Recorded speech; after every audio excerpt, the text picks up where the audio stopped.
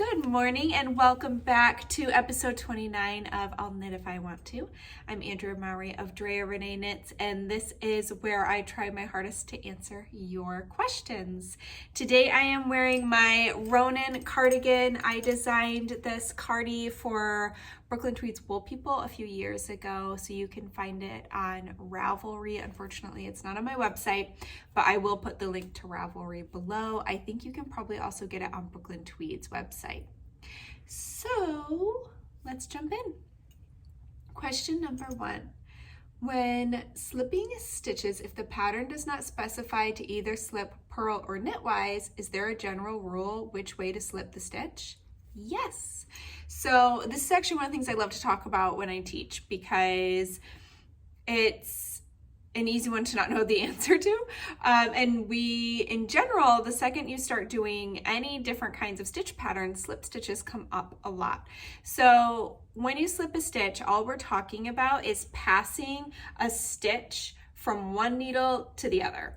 So generally we're slipping them from our left hand needle over to our right hand needle. And when we slip them as if to purl, all that means is that you're inserting your needle the same way you would if you were gonna purl the stitch. But instead of purling it, you then just pass the stitch from the left hand needle over to the right hand needle. Now, if we do that knitwise, inserting our needle as if to knit, that actually twists your stitch and changes the orientation of it on your needle. So unless you specifically want a twisted stitch, you do not want to slip knitwise. So always default to purlwise unless your pattern says knitwise. Now, one thing I definitely recommend is reading your glossary because that might be where the pattern writer chose to put knitwise or purlwise, might just be in the definition of SL for slip. So always make sure to check there just in case they don't write it out in the pattern itself. But there are times you want to twist that stitch, but generally it's a very specific reason for that. So unless it says knitwise, always default to purlwise. All right, question number 2. I'm a big fan of antique fiber tools. You have mentioned on your show that you learned knitting from your grandmother. Do you have or use any of her old tools?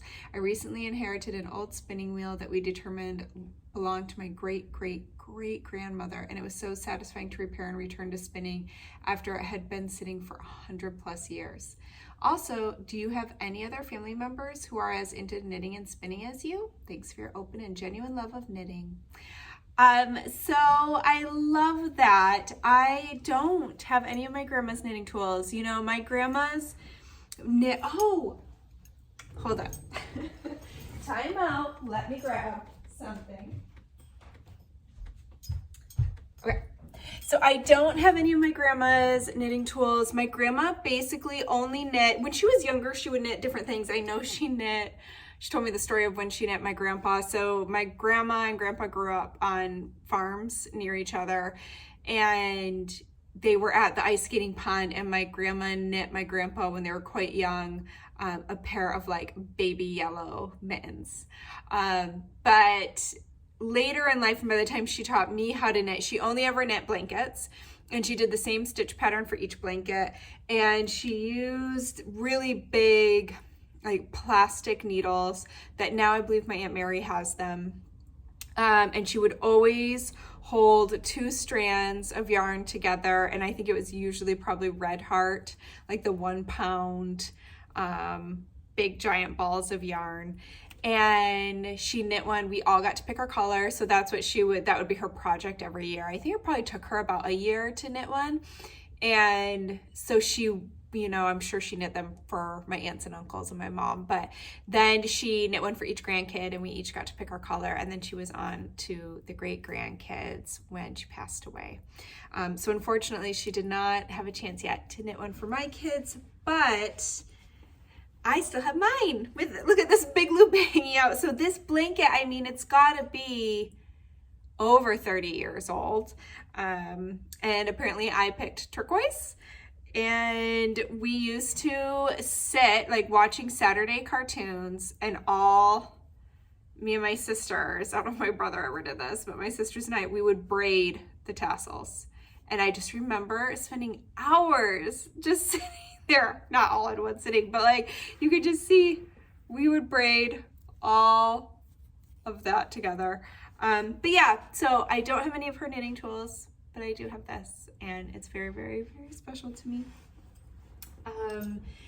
And no one else in my family really knits or spins. Nobody spins. But after my grandma passed away, my Aunt Mary actually began knitting to finish the blanket that had not been finished, which was for one of her grandchildren. And my mom, I taught how to knit. She had learned when she was young, but I retaught her during the pandemic this past year. I actually learned how to knit kits to my sisters and my sister-in-law and my mom. One of my sisters got her husband into it as well. But the only one that actually really started knitting was my mom. And I think I need to stay on top of her and give her a project so that she keeps with it. I think as it gets cooler out, she's very active. So in the summer, she's just not inside a lot. So this winter, I need to maybe have us knit a project together. What would be great is if I actually jotted down notes for my grandma's blankets, because I think my mom would really enjoy knitting those. So I think I'm going to do that. But side story, as far as antique tools and things like that go, when I lived in New Zealand, I was given a birthday gift that was a spinning wheel. That was my first spinning wheel. And that wheel had actually been made by the husband of a spinner who collected driftwood on the beach and made it out of driftwood. And then everyone who had ever owned it had signed the bottom of the Lazy Kate. And I wish I still had that wheel. It stayed in New Zealand. But I wish I knew how old it was too, because it had a number of owners. And the person that we got it from, actually her son was a merino sheep farmer in the South Island. And so she let me come over, and this is when I was 21 maybe. She let me come over and she taught me how to spin from fiber from her son's farm. And then she showed me, she had like notebooks of natural dye experiments, and it was quite the experience. I wish now I could have that experience again with what I know now. I think it would be even more precious.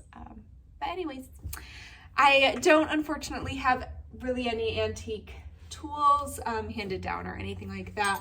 But yeah, I do love to see them, and I love to see what people do with them. If you follow Heavenly Kitchenette on Instagram, she collects and repairs spinning wheels, and it's fascinating to see. I mean, she's such a genius. My mind doesn't quite work that way. I don't know if I guess, if you set your mind to anything, you can learn it, but it seems like out of my toolbox to repair wheels, and that's what she does. And so she has like 20 spinning wheels, and it's really neat to see how she fixes them up and uses them, and it's very, very cool. Okay, next question. I want to make some quick, small Christmas gift knits for friends and family. Today I am struggling to read. I apologize. I'm thinking hats, mittens, and maybe socks, although I've never knitted any. What do you recommend as a range of patterns for go-to quick gifts? Thank you so much. Part 2, another person asked a really similar question, so I thought I would answer both in one fell swoop. I'm getting started with my gift knitting for many upcoming fall birthdays and for the holidays. Do you do much gift knitting? And when you do, what are some of your favorite items to gift knit? And do you have any tips on how to pick a gift project? I love gift knitting, but I often find myself getting very self-conscious about gifting my work. Thank you so much for all of your work. I have learned a ton of new tricks and techniques from your weekly podcast. Thank you. So I don't do a ton of gift knitting. It's pretty sparse throughout the year, but I think in regards, I'm going to kind of work this one backwards. In regards to feeling self-conscious about gifting your work, I can totally understand and relate to that. What I think it ends up coming down to is you'll learn pretty quickly who's knit worthy, like who is worthy of your hand knit gifts. I have some people in my life who have lost what I've given them like the day after I gifted it, including a hand knit sweater, and others who they just don't ever wear it. But then there's the people in my life who anything I knit and give them, they wear all the time. My husband's one of them. The last sweater I knit him, he wore it so much that it just disintegrated within less than a year. It was full of holes. That was also a lesson in gauge and yarn choice. But so there are certain people that are so knit worthy that I think then it boosts your confidence in knitting for them, because you know they're gonna love what you make and they're gonna really use it. We do put a lot of time into knitting gifts, and so I think picking the right recipients for those gifts is kind of part of the equation there. But I made up a little list to answer this question of my patterns that I have knit as gifts and that I turn to time and again. So the first one's definitely my DRK everyday socks. I am knitting those all the time. For myself, I have 3 or 4 pairs, 4 pairs at least. And then I knit my husband a pair. He actually wore them yesterday out of my hand spun. So it's just, I love that pattern because you could, if you're only ever knitting one size, like I have my size memorized. So that's kind of nice too. It's really easy to get into the flow with it. So it's just a good, like, you can get into a rhythm kind of pattern. It's not too finicky at all. And it comes in 11 sizes. So from baby to a larger adult foot. I have my most worn pair right here. So sorry if they're a little scraggly. You can see there's a little scraggly, but a little faded. But these are my DRK everyday socks. The other thing I love about these is when I had my testers, which I think I had about 20 testers for this pattern, because I try to get 2 people per size generally for my test knits, so I can get a range of answers.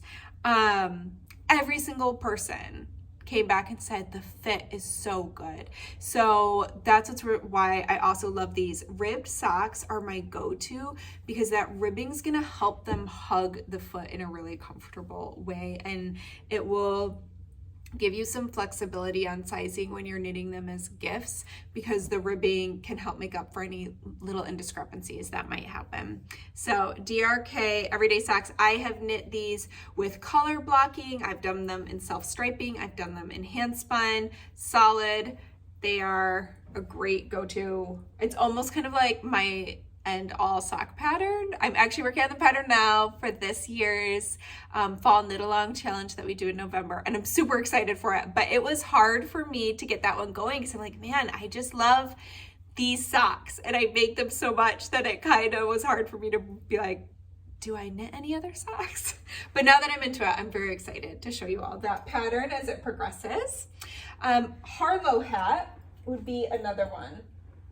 So Harlow hat I love for gifts because it has a classic beanie fit. So if you are working for non-knitters, it fits like something they might buy at a store, which again goes back to that confidence bit of you want to, if you're going to put that time and effort and money into creating that gift for somebody, you do want it to be something that they love and want to wear. So Harlow hat is one of my favorites for that. I am actually working on another version of this hat in a worsted weight to make it quicker, specifically for gifts, because I want to knit them some for gifts, but this is a little bit of a longer project due to the fact that it's fingering weight. So I'm hoping once I get that worsted one figured out, I've already done one sample, but I wasn't super happy with it. So I'm going to keep working on it. But then it'll be perfect for gifts. Again, my husband has one of these and wears it all the time. And again, flexibility in sizing. So this pattern comes with 3 sizes. I think it's child, adult small, and adult large. And because of that brioche ribbing, I have a really tiny little head. My husband has quite a large head. And even one that I've knit for myself, so I knit the small, he can wear. And he's also comfortable wearing the adult large. So that ribbing's just gonna help if, again, you're kind of like, I'm not positive what size to do, you should still be okay. So that is the Harlow hat. It's also reversible, which is kind of fun because you can pick 2 of their favorite colors. All right, Jubilee hat. So Jubilee hat is another sized for the whole family pattern. So most of these, except for one, are all sized for the whole family. So that's another reason why I picked these patterns, because for me, if I'm specifically trying to find a pattern that I can do for gifts, I do want to be able to do it for all different kinds of people in my life. And it's also, this is definitely my go-to for baby hats because I love the cute little boop. But the adult hat, you can actually, the adult version, if you don't want the little elf peak, which I like to wear, but if you don't, there's also directions to make it just a rounded crown without the little cute peak at the top. But it's got ear flaps, and the stitch pattern is really engaging without being too challenging. Again, that really is basically a fancy ribbing pattern, so fit is going to be a bit flexible, but it is sized for the whole family. So that is the Jubilee hat. And tinsel mitts. So we wear our tinsel mitts so much, I don't have any to show you because they're all the way downstairs. But tinsel mitts, sized for the whole family, and they also come with 3 different styles. So you can do it fingerless mitts, full-on mittens, or convertible mitts where the top, my words are not here today, comes off. Does this, you know what I'm saying? So that is another great one for gifts, and baby through adult sizing there. All right, and last but not least, the shift cowl. So I included the shift cowl because it's very, very fun to knit. Every single one is different, even if you use the same colors. It's really easy to wear. So if you enjoy knitting shawls, but you're not sure your recipients would know how to wear a shawl, this is really nice because you just pop it around your neck to wear it. And it's also going to be quicker than knitting a whole shawl because it's smaller. And the reason I actually picked this one for this list was because I think it is my most re-knit pattern. So I have come across so many people who've knit 3, 5, 8 of these. So it seems to be a pattern that people bind one off and immediately cast on another one. So that should say that it's pretty fun to knit and you won't mind knitting it again and again for some gifts. So that is the shift cowl. And as always, I've thrown links down below to where you can get those patterns. And by down below, I mean in the show description. You just click show more and it will all drop down. Okay. Let's go on to the next question. I just had a moment of being like, did I hit record? I did.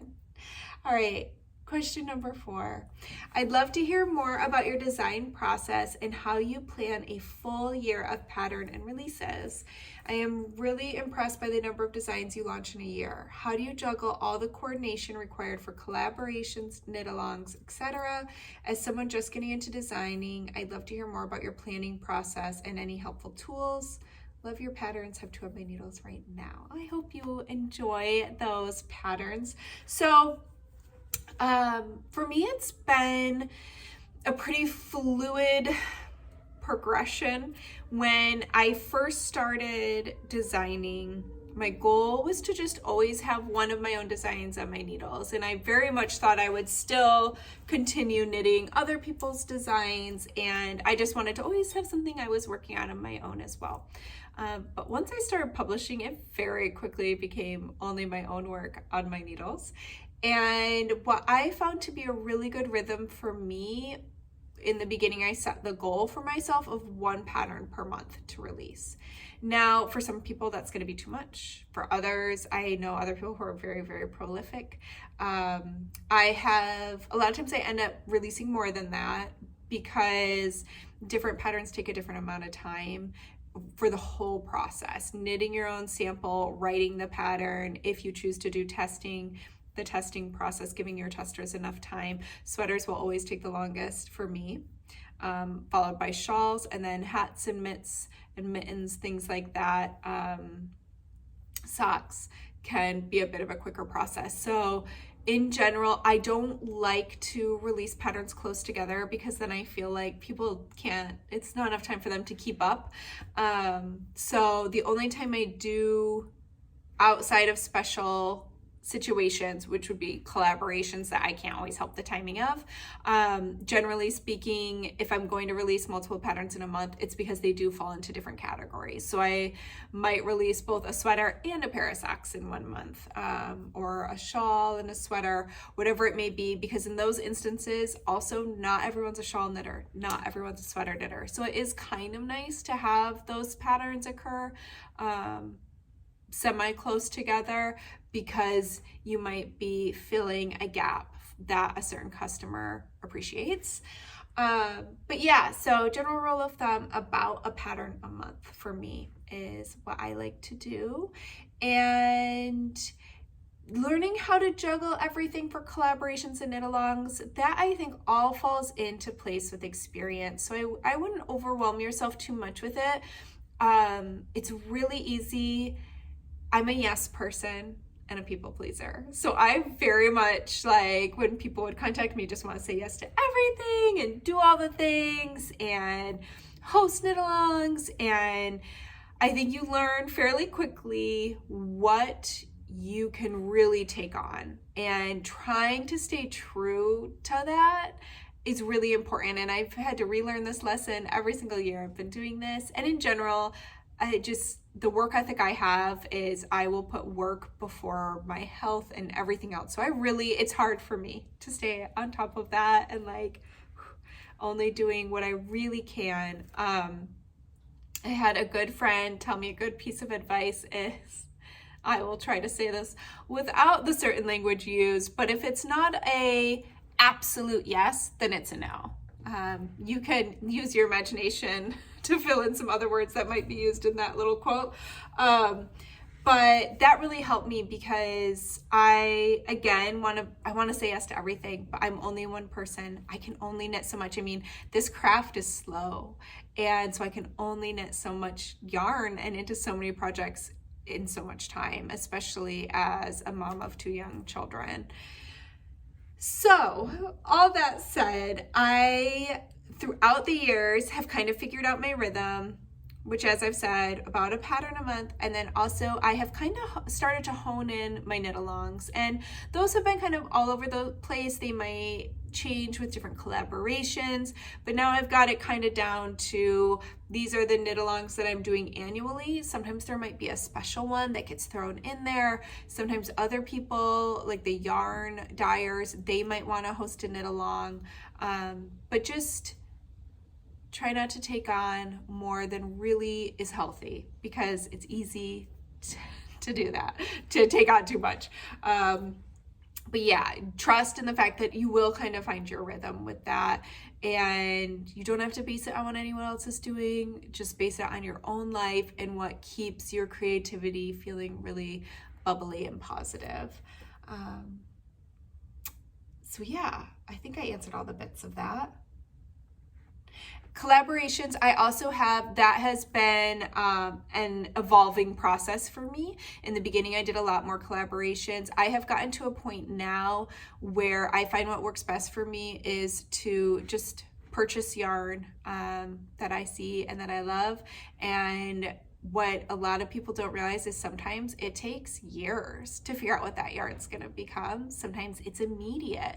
And I like to leave space for that, because I find my best designs come when my creativity can really be priority over deadlines and things like that. That being said, there are certain deadlines that pushed me to create something I never would have done had I not had those parameters put on me. So sometimes it's finding a really good balance between, okay, I want to have some collaborations, maybe it's being in a magazine or working with a specific company that do have deadlines, or a certain style of pattern they want you to knit. Like maybe they're like, we want you to do socks, or we want you to do a shawl. We would love if you could include A, B, or C. Sometimes it's really good to kind of focus our creative energy down like that, but then balancing out by having some space for where your creativity actually wants to lead you on the other side. Sorry. My husband just asked me a question. He's at the grocery store. He's like, keep your phone near you. I was like, I have to record. So excuse the interruption there. All right. Next question, also along the design lines. I've always wanted to learn how to freestyle my own sweater pattern. I've been knitting for almost 2 years now and have made multiple sweaters and always think, ooh, that wasn't too bad. I could probably make it again next time with a few modifications to fit better. But at the same time, I get mini panic attacks whenever I think about veering off the pattern instructions, thinking it will be all wonky. How did you learn to knit a sweater from scratch? Design your own patterns? How to decided how many stitches? Oh, how do you decide how many stitches to cast on based on yarn you're using and how it affects sweater construction? Were there books or resources that you use to help figuring out all of the technical details, or am I being neurotic and overthinking all of this? Those are all great questions. So, do I have them over here? I don't. I will link them below. But one of the things I did that kind of got me started is specifically in regards of sweaters is there was a sweater I really wanted to knit, but I wanted to use a yarn weight that wasn't called for in the pattern. And we get lots of emails to my pattern help email address that will say, hey, I want to knit this pattern, but it calls for worsted. I want to do it in fingering. What do I do? And we're like, well, that actually takes like a total rewrite of the pattern to just switch up the gauge. Some people will just be like, I'm just going to knit a different size and hope it works out. But that's definitely a pretty big gamble. So I decided, well, this will really stretch my skills if I can figure out how to follow this pattern with my gauge. So I basically figured out my gauge and changed all the math in the sweater to work for that gauge. So that was a really good practice session. There's a different word I wanted to use for that, but I can't remember, so we're not going to worry about it. So definitely, like, remember, you can always unravel. So if you enjoyed knitting a sweater, but you think you can make it even fit you better, I would absolutely knit another one and play with those modifications. Because here's the thing, we're never gonna know how to do any of this if we don't try. At least I don't.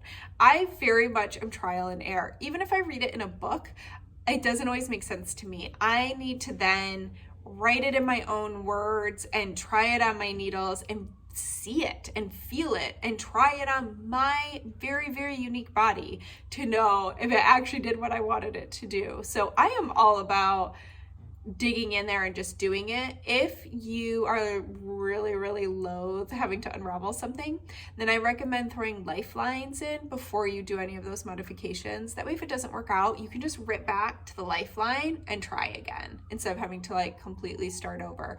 But also trying out these new things, if you do have to tear back, you start getting really good at tearing back and then just throwing your needles back in there even if you don't have a lifeline. I know from experience. But there are definitely some books that helped me when I was ready to start designing kind of from scratch, where I had an idea in my head and I was just like, okay, but how do I know? Like you said, how many stitches do I cast on? So my absolute favorite is Barbara Walker's From the Top Down. That book is for top-down sweater designs. And I think as you start from scratch, it's a really nice way to start because you can try it on as you go, and her directions I just really enjoyed.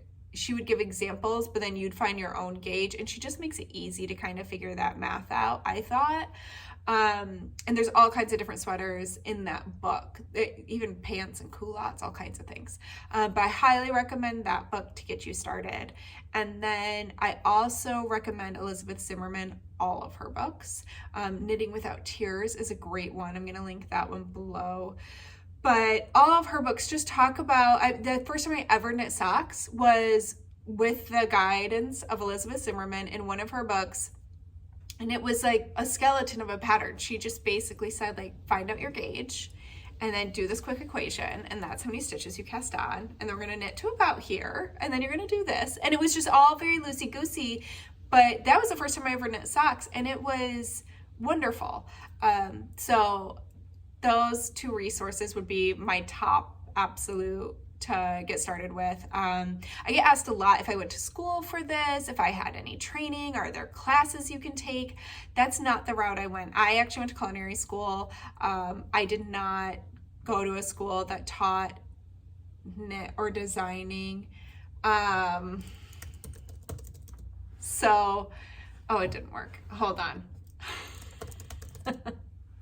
Okay. Sorry. I put things on our grocery list apparently that are very hard to find. So for me, it's very much trial and error. And I think that's part of my creativity. It was the same way with baking. I would use recipes from like my grandma, and I would figure out how to make them vegan or gluten-free because those are the bakeries I worked at. And it was just kind of trying things and seeing what happened. And again, with knitting, we're so lucky that we can unravel it, unlike a ruined, dozen cupcakes that don't turn out. You can start over with the same materials. So I just really recommend getting in there and trying. And a lot of times that's still what the process is for me. I've been doing it long enough that I have some good kind of like skeletons that I can start with. Like, okay, I know in general, I've learned things that I really like I've referenced it before as my magic numbers. I've learned yoke depths that I like, or body length or sleeve length and things like that. And really all it is figuring out your measurements and multiplying it with your gauge. And that's what you've got to do. So yeah, just trying it. And it's fun, I think, to experiment and then to knit so fast because you're like, did it work? I want to know if it worked. So you can try it on. So yeah. Okay. That was all of the questions. So now we're to our bonus questions. Hello, Andrea. Could you show how you wear the bauble shawl? It's the first shawl I ever knit, along with my first time doing brioche and lace. Looking back, it was a bit ambitious. Good job. That was ambitious. But I would love to show how to wear that one. And then I actually have one more bonus question for y'all, but I will do that after showing the shawl. So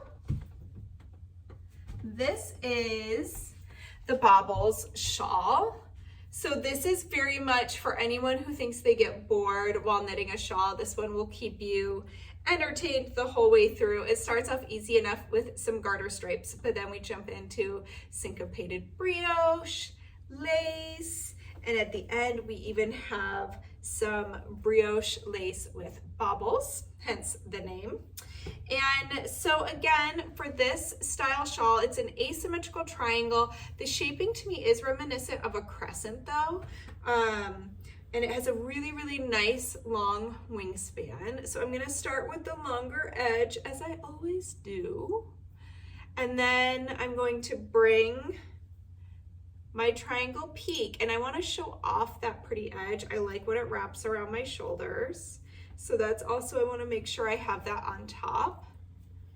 And I always like to have it a little to the side.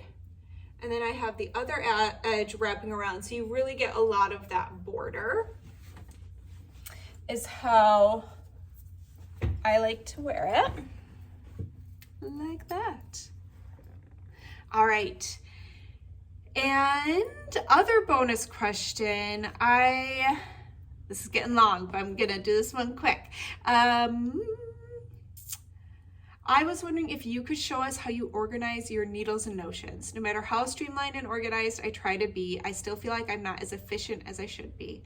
I also wanted to know if you think you get more laddering or risk of laddering with magic loop versus DPN. Thank you so much. So to answer the second question first, I think you have less of a chance of laddering with magic loop than DPN because you generally have less gaps. So if you think about the way your needles cross on double pointeds, you're gonna have probably a minimum of 3 jumps from needle to needle, where with double pointeds you're only gonna have 2.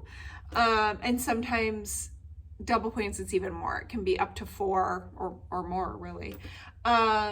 So I find less laddering with magic loop, but everybody's different. What it's gonna come down to is how you manipulate your hands, needles, and yarn. So if you do get more laddering, try the other way and see if that works for you.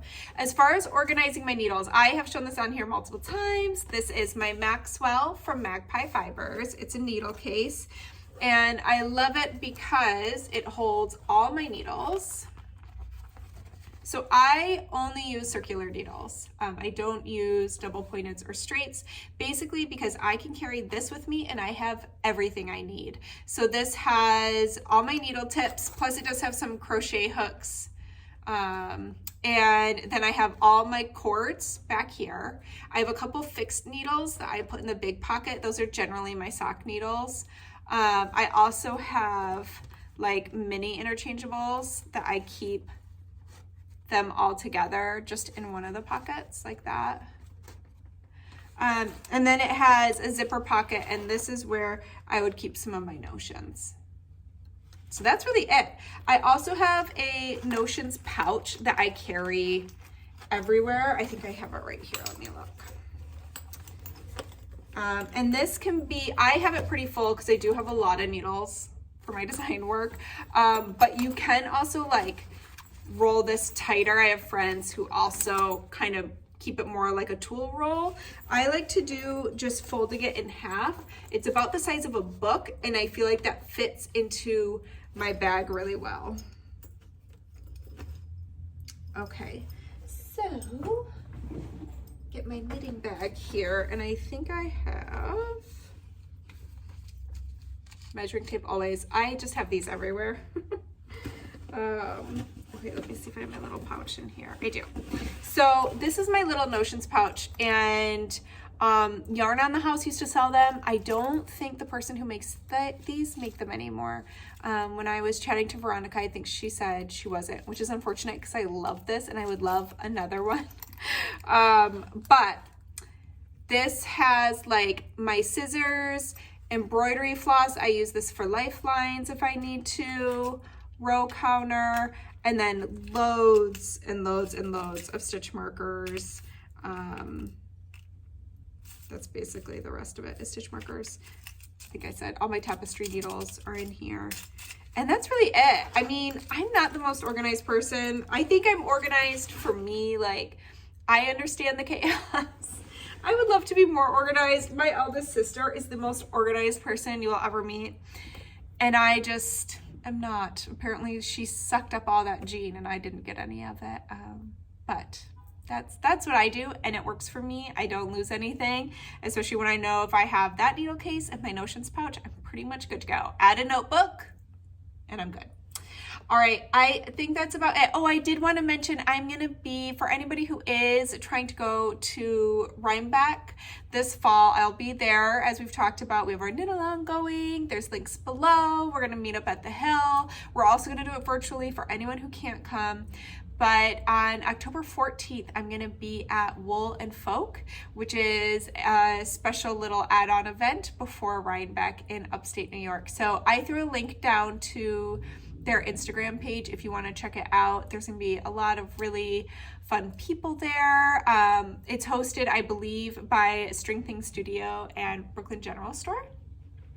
And yeah, there's gonna be music and food trucks and knitters.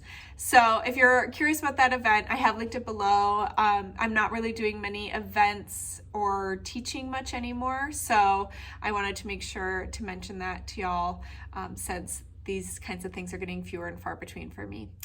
But I think that's it. I hope you have a wonderful weekend. As always, I hope it involves some creativity and maybe some outdoor time, maybe some warm beverages for those of us that are getting into fall. And I'll see you next week.